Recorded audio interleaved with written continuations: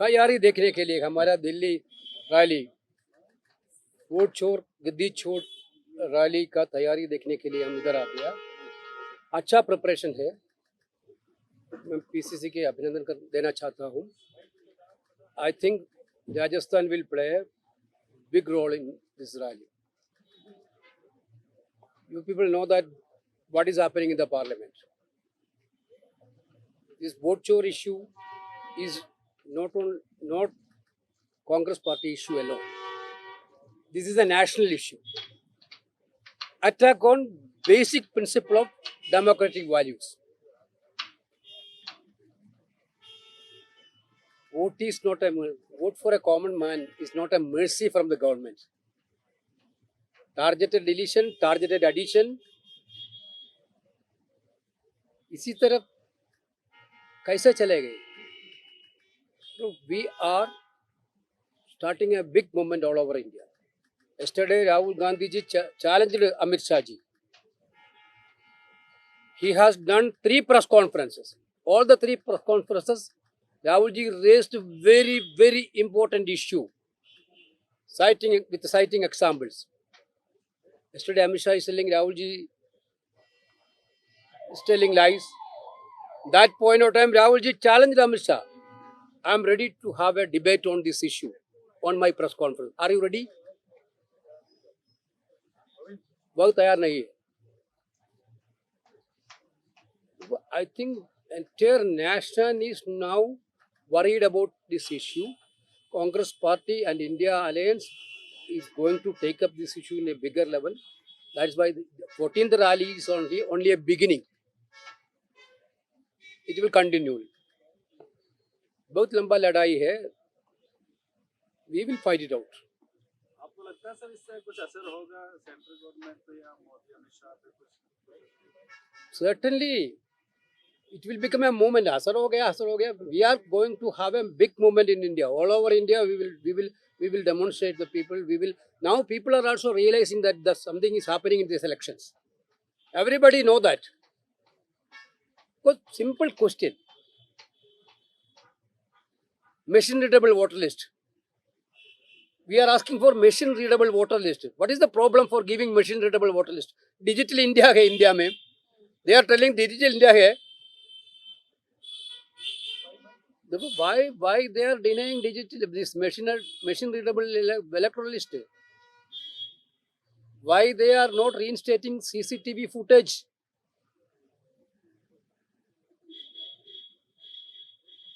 These are the important questions. There is no answer. The entire opposition party is having a mistrust with the Election Commission of India. At least they should come and explain us. They should come and give an answer to us. No answer is giving. It's clearly our democracy is in danger. It is our duty. We think that it is our duty to fight it out and bring back the democracy in India. Actually, that is the real fight is going to be happen. We will not let down this agitation. We will go ahead. Makan ji, आपने बोल दिया सब बोल दिया अच्छे से. Sir एक सवाल ये है ये प्लान क्या है? डेमोक्रेटिक इशू आप बता रहे हैं तो ये इसमें जन आंदोलन जैसा होना चाहिए, लोगों तक ये बात पहुंचनी चाहिए. क्या कांग्रेस उसी तरह से हम last 2 months we are doing a signature campaign all over India, demanding these 5 issues. These 5 issues, including electronic readable voter list also, machinized readable voter list. These 5 issues we are citing this 5 issue and we are started a signature campaign. So far, 5 crore signature had been got. We are going to present this 5 crore signature to the President of India. This is only a beginning. Now we will go to district, block, booth level. We will try to educate the people of India. Certainly, there will be a program. साहब आप तो राजस्थान की नब्ज जानते हैं अच्छी तरह, आप यहाँ रहे हैं, नब्ज जानते हैं. इस रैली की सफलता में राजस्थान का कितना योगदान रहेगा? देखिए राजस्थान का बहुत बड़ा योगदान इसमें रहने वाला है. जिसकी वजह से हम लोग यहाँ पर आए हैं, क्योंकि पंजाब में उसी दिन चुनाव है।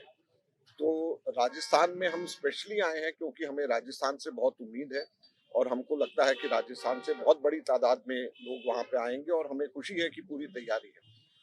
वेणुगोपाल जी ने जैसे बताया, जो महत्वपूर्ण सवाल राहुल जी पूछ रहे हैं उसका कोई जवाब भारतीय जनता पार्टी, अमित शाह, नरेंद्र मोदी कोई नहीं दे रहा। सबसे बड़ी बात यह है कि मशीन रीडेबल वोटर्स लिस्ट देने में उनको क्या हर्जा है। 45 दिन उन्होंने कर दिया, पहले 1 साल सीसीटीवी फुटेज तक संभाल करके रखते थे, रूल बदल दिया।